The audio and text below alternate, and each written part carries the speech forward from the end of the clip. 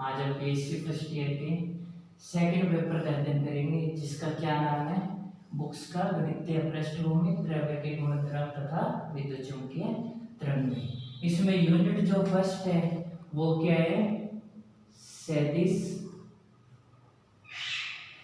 व अदिश राशि क्या होती हैं। आपने 11th में पढ़ा हुआ सदिश राशियों के बारे में, जिनके लिए परिमाण और दिशा की आवश्यकता होती है। इसमें केवल परिमाण की आवश्यकता। परिमाण से क्या मतलब है, इंग्लिश में बोलते हैं मैग्नीट्यूड। मतलब मैंने कह दिया कि बाजार से 2 किलो चीनी ले आ, तो क्या होगा, 2 केजी। परिमाण क्या है, मैंने कह दिया कोई भी दूरी है उस वो क्या है, 100 मीटर है। इस कमरे की ऊंचाई है वो क्या है, 6 फीट है। ठीक है, मतलब परिमाण क्या होगा, हमेशा न्यूमेरिक वैल्यू में होगा। ठीक है, मतलब 2 जो है वो क्या है, इसका परिमाण है, मैग्नीट्यूड है। 100 क्या है, मैग्नीट्यूड है। 6 क्या है, मैग्नीट्यूड है। अब हम क्या पढ़ रहे हैं, अदिश राशियां। अदिश राशियों के लिए और सदिश राशियों को समझने के लिए हम क्या करते हैं, एक एग्जांपल लेते हैं, जैसे दूरी और विस्थापन का। मतलब ये कोई भी क्या है, पॉइंट ए है, और ये क्या है, कोई भी पॉइंट बी है। इस पॉइंट ए से इस पॉइंट बी पर जाना है। एक तो क्या है, सीधा रास्ता है ए से बी तक जाने के लिए। इसकी मैंने दूरी क्या मान ली कि ए से बी की दूरी क्या है, 3 किलोमीटर या 3 मीटर है। ठीक है, अब मैं क्या करता हूँ, 3 किलोमीटर मान लो। ठीक है, एक तो क्या है, सीधा रास्ता है। एक क्या है, मैं इसके ऊपर से होता हुआ बी तक पहुंच जाऊं। इसके ऊपर से होता हुआ बी तक जाऊंगा तो मैं क्या मानता हूं, इसकी जो दूरी है वो क्या है, 5 किलोमीटर।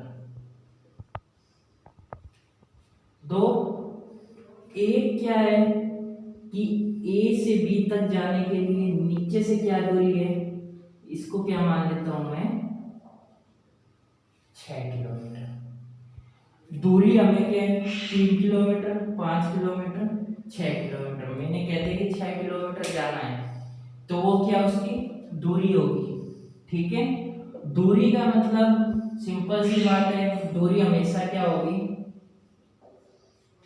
पॉजिटिव होगी। विस्थापन पॉजिटिव, नेगेटिव और जीरो तीनों प्रकार का हो सकता है। कैसे, यहां से यहां तक गया मैं, विस्थापन 3 किलोमीटर, यहां से यहां तक गया 5, यहां से यहां तक गया 6। अगर मैं कहूं कि ए से बी तक गया, सबसे सिंपल रास्ता क्या है, ए से बी तक जाने के लिए सीधा ये। अगर ये रास्ता है तो मैं क्या समझता हूं, एक तो मैं यहां से यहां तक जा रहा हूं, फिर बी से वापस मेरे को क्या करना है, ए तक आना है।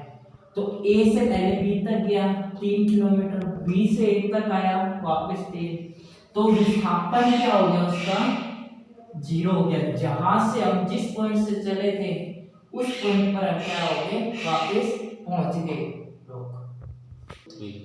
देखिए, ए से बी तक जाने के लिए क्या है, हमें पहले सिंपल, सबसे सिंपल रास्ता क्या है, ये है, जहां हम इससे भी सकते हैं। विस्थापन का मतलब क्या होता है, उस इनके बीच की जो न्यूनतम दूरी होती है वो क्या कहलाएगी, विस्थापन कहलाएगी। ठीक है, इनके बीच की 2 पॉइंटों के बीच की कोई भी न्यूनतम दूरी क्या होगी, वो विस्थापन होगी। सिंपल सी बात है कि हमें यहाँ से किसी के घर जाना है तो क्या होगा, उसके घर जाने के लिए जो न्यूनतम दूरी होगी उसको क्या बोलेंगे, हम विस्थापन बोलेंगे। तो 3 किलोमीटर क्या हो गया, जाना हो गया, और 3 किलोमीटर क्या हो गया, आना हो गया, तो विस्थापन क्या हो गया इसका 0 हो गया। ठीक है, विस्थापन पॉजिटिव, नेगेटिव और शून्य तीनों प्रकार का हो सकता है, लेकिन दूरी हमेशा क्या होती है पॉजिटिव होती है। इसके अलावा आपने 11th में और भी चीजें पढ़ी हुई है। अब मैं क्या बता रहा हूं कि एडिस राशि किसे कहते हैं, इंग्लिश में बोलते हैं स्केलर क्वांटिटीज। ठीक है, ऐसी भौतिक राशियां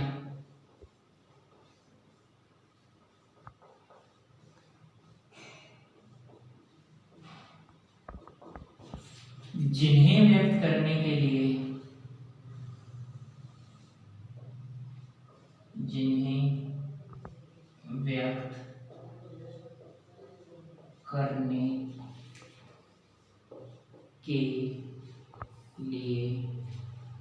केवल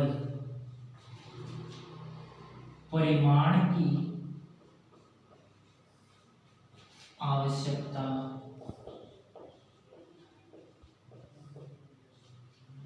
होती है, क्या कहलाती हैं, एडिस राशियां कहलाती हैं। मतलब हमें इसमें क्या होगा, सिर्फ मैग्नीट्यूड की आवश्यकता होगी। आपने मेनली रूप से क्या होती है 7 प्रकार की एडिस राशियां होती हैं, उसके बारे में मैं थोड़ा सा पहले 11th में लेके जाऊंगा, उसके बाद आपको सदिश राशियों के बारे में बताऊंगा।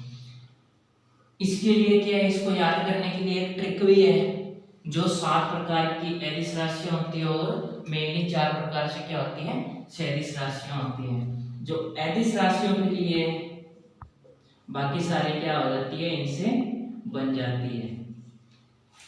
इसके लिए क्या ट्रिक है, उस आर्द्रता को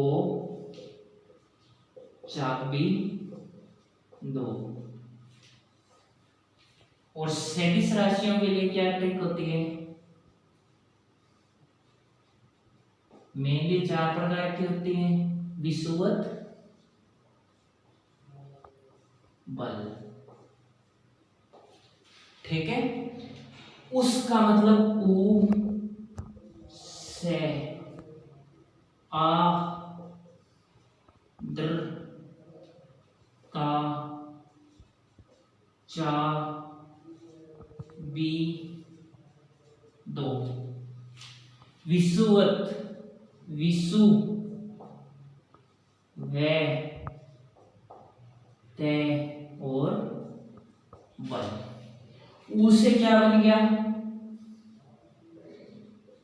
ऊर्जा।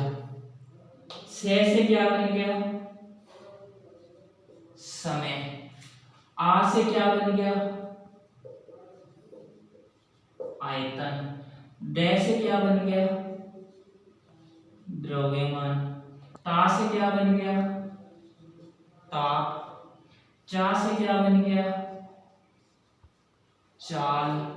बी से क्या बन गया, विद्युत धारा। 2 से क्या बन गया, दाब। उस आर्द्रता को चाबी दो, ऊर्जा, समय, आयतन, द्रव्यमान, ताप, चाल, विद्युत धारा, दाब। एनर्जी, एनर्जी, टाइम, वॉल्यूम, मास, टेम्परेचर, चाल और इलेक्ट्रिक करंट और प्रेशर। विषुवत, अब ये तो क्या है 7 प्रकार की एडिस राशियां बाकी इनसे बनाई जा सकती है। मेन रूप से क्या होती है ये 7 प्रकार की। विषुवत, विषु का मतलब क्या हो गया, विस्थापन। वे का मतलब क्या हो गया, वेग। तय का मतलब क्या हो गया, त्वरण। और बल है। तो क्या है 7 प्रकार की तो क्या होती है एडिस राशियां मेनली रूप से, और 4 प्रकार की क्या होती हैं सदिश। और भी बहुत होती हैं, लेकिन बाकी राशियां इन राशियों की सहायता से क्या है प्राप्त की जा सकती हैं। अब मेन रूप से क्या होती है, ये 7 होती हैं और सदिश राशियों में ये 4 होती हैं। हमने इससे पहले एक एग्जांपल लिया था दूरी और विस्थापन का। दूरी के हमेशा हमने क्या कहा है, पॉजिटिव होगी, और विस्थापन क्या होगा, पॉजिटिव, नेगेटिव और जीरो, तीनों प्रकार का हो सकता है। तो इसके लिए एग्जांपल क्या आ जाएगा, ऊर्जा, दूरी, द्रव्यमान और ईटीसी, सदिश राशि।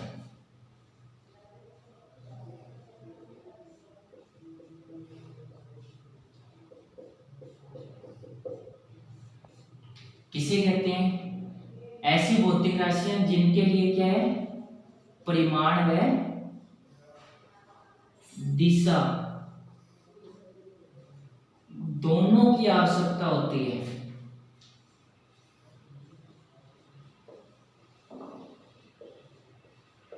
दोनों की आवश्यकता होती है, मतलब हमें डायरेक्शन की भी आवश्यकता होगी और मैग्नीट्यूड की भी आवश्यकता होगी।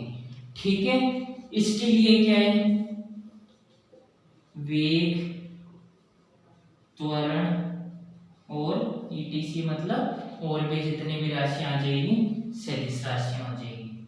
यहां बात आपने 11th तक जो पढ़ा था, अब फर्स्ट ईयर में थोड़ा सा क्या हो जाता है, चेंज हो जाता है। 11th तक आपने क्या पढ़ा था, विद्युत धारा को एक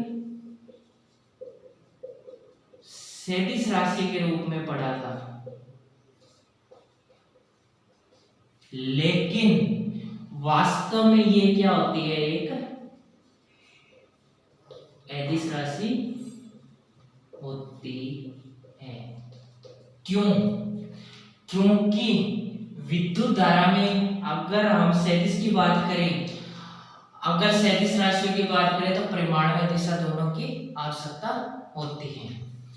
इसमें परिमाण और दिशा दोनों होते हैं, लेकिन फिर भी इसको हम क्या करते हैं, अदिश के रूप में गिनते हैं, क्योंकि आपने इसको 11th में पढ़ा हुआ है कि सदिश के 3 नियम होने जरूरी हैं सदिश गुणधर्म के लिए। कौन कौन से 3 नियम, त्रिभुज नियम, समांतर चतुर्भुज नियम और बहुभुज नियम। इन तीनों नियमों की क्या करनी चाहिए, राशि पालना करनी चाहिए।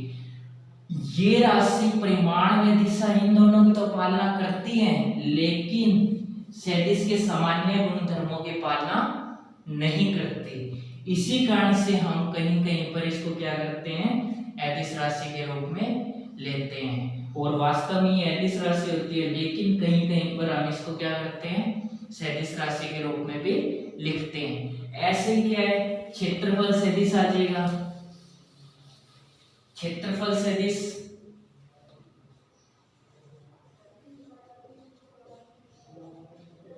वास्तव में आप क्या समझते हो, 12th तक आपने क्षेत्रफल सदिश को क्या पढ़ा था, एक सदिश राशि होती है, क्योंकि आपने 12th में फर्स्ट चैप्टर था जो आपका, उसमें विद्युत फ्लक्स की डेफिनेशन थी, उसमें आप क्या करते हो, क्षेत्रफल सदिश को एक सदिश के रूप में गिनते हो।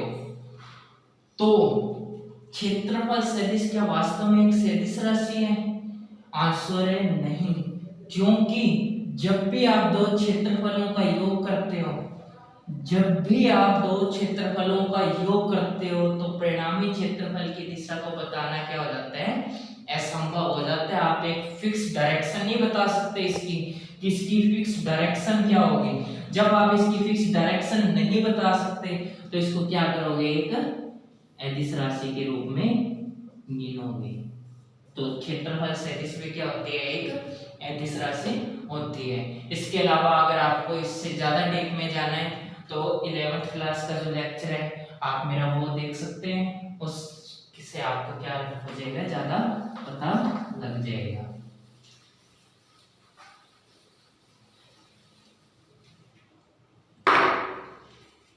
आप क्या करते हैं, दो सदिशों का एडिस गुणनफल।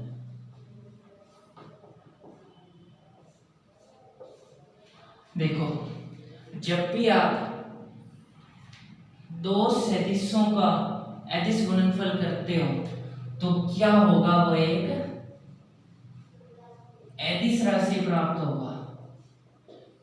जैसे दो राशियां होती है सदिश और एडिस, वैसे ही दो गुणनफल भी होते हैं सदिश और एडिस। एडिस का मतलब तो क्या करोगे आप, डॉट से दर्शाते हो, और सदिश को क्या करते हो, बीच में क्रॉस से दर्शाओगे।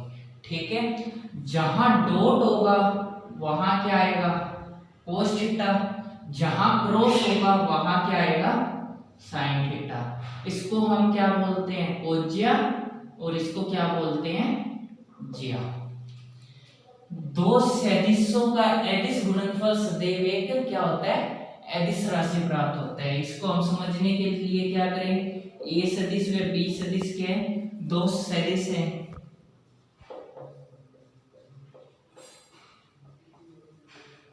तो इसका परिणामी क्या हो जाएगा,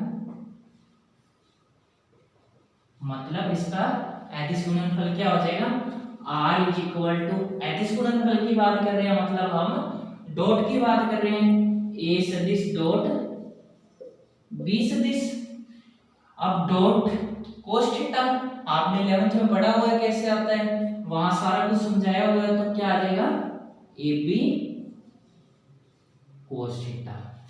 दो सदिशों का एडिस गुणनफल क्या होता है, सदैव एक एडिस राशि प्राप्त होता है, तो वो क्या होगा, R is equal to A B cos theta के इक्वल होगा।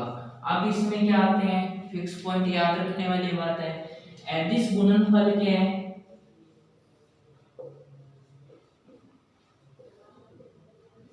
क्रम विनिमय नियम की पालना करता है, क्रम विनिमय नियम की पालना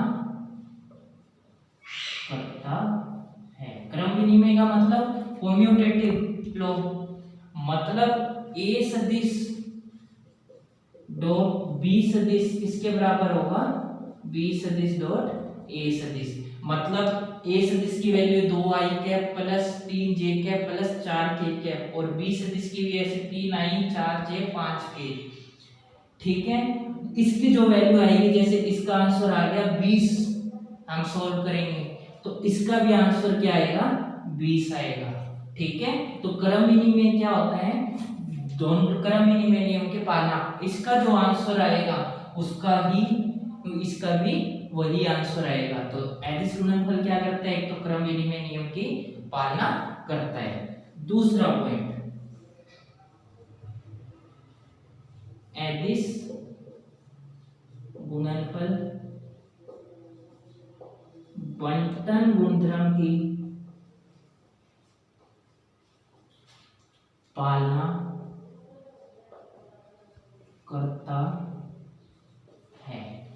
बंटन गुणधर्म क्या होता है, ए सदिश डॉट बी सदिश प्लस सी सदिश, ये कोई भी क्या है, एक राशि है।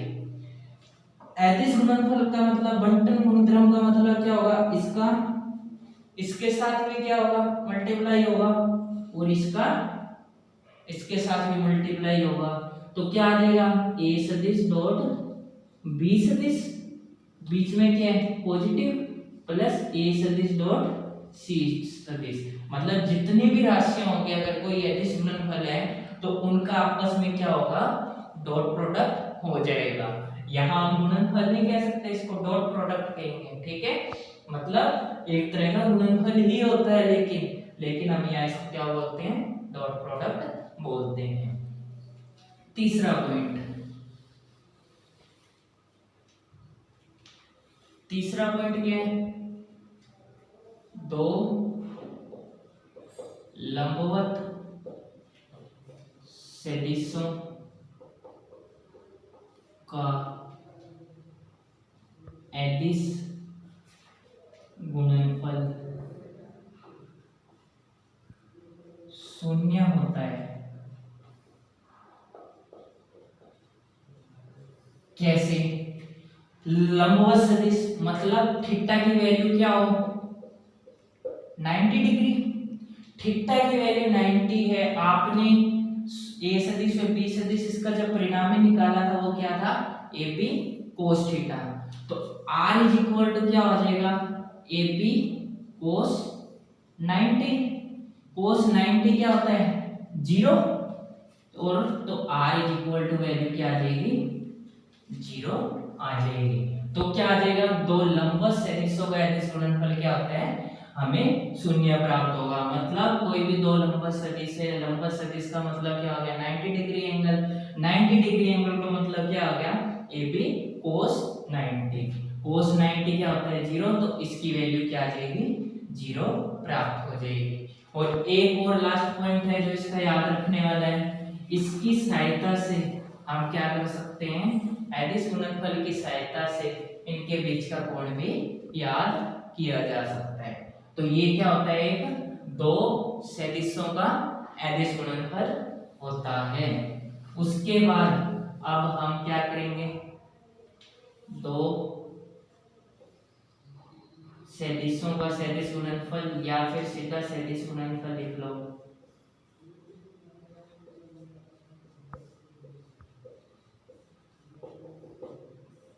सदिश गुणनफल। अब मेरी बात को ध्यान से सुनना। दो सदिशों का सदिश गुणनफल क्या होगा एक सदिश राशि प्राप्त होगा। इससे पहले आपने क्या पढ़ा है अदिश गुणनफल के बारे में। अदिश गुणनफल में क्या था दो सदिशों का अदिश गुणनफल की बात की थी हमने वहां। वो क्या था अदिश राशि था। यहां मैं क्या बात कर रहा हूं दो सदिशों का सदिश गुणनफल क्या होगा एक सदिश राशि प्राप्त होता है।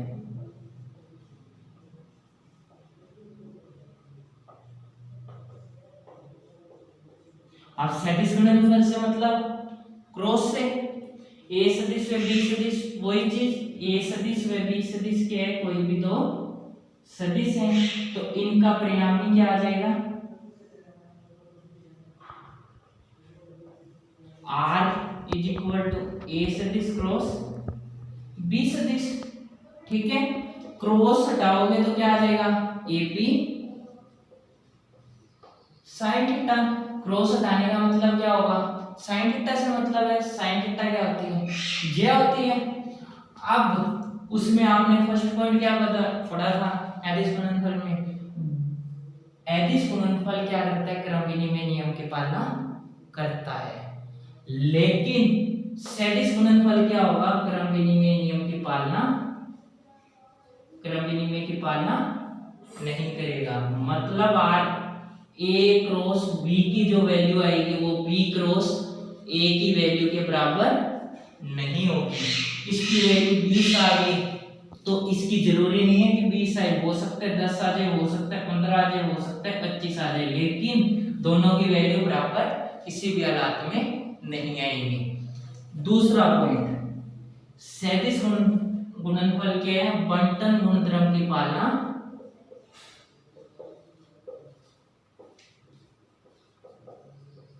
करता है। बंटन गुणधर्म की पालना अदिश गुणनफल भी करता था और सदिश गुणनफल भी करता है। कैसे ए सदिश क्रॉस बी सदिश क्रॉस सी सदिश या ए सदिश क्रॉस बी सदिश प्लस सी सदिश। तो ए सदिश का क्रॉस इसके साथ भी होएगा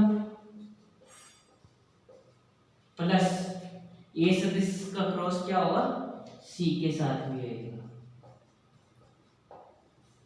ठीक है तो क्या होगा ये बंटन गुणधर्म की पालना भी करता है। अब क्या है इससे पहले आपने एक और पॉइंट भी पढ़ना है। उसके लिए हमने क्या पीछे एक पॉइंट ये भी पढ़ा था कि दो लंबवत सदिशों का सदिश गुणनफल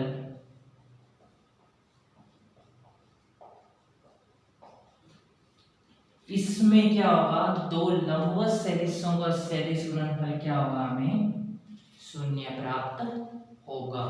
दो लंबवत सदिशों का शून्य कैसे नहीं हो सकता प्राप्त, आपने ये अदिश गुणनफल में पढ़ा था।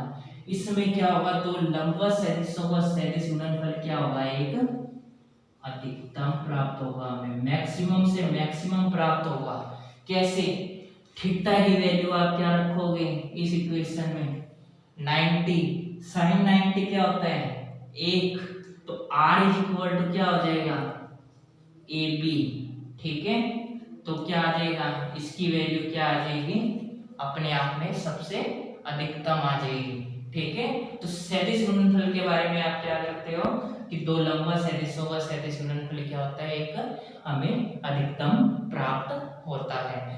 कल आज जो हमने पढ़ा है सदिश में अदिश राशियां, ये क्या है, नियमों की पालना करती है। आप इससे ज्यादा अगर पढ़ना चाहते हो तो आपको थोड़ा 11th में जाना पड़ेगा, ज्यादा डीप जाना है तो, नहीं तो फर्स्ट ईयर के मुताबिक यही है। दूसरा, कल आप पढ़ोगे त्रिक गुणनफल, ट्रिपल प्रोडक्ट के बारे में, वो हम कल पढ़ेंगे। और इससे रिलेटेड अगर आपको कुछ भी पूछना हो तो आप कमेंट में बता सकते हैं, उसका आपको मैं जवाब दे दूंगा। Thank you.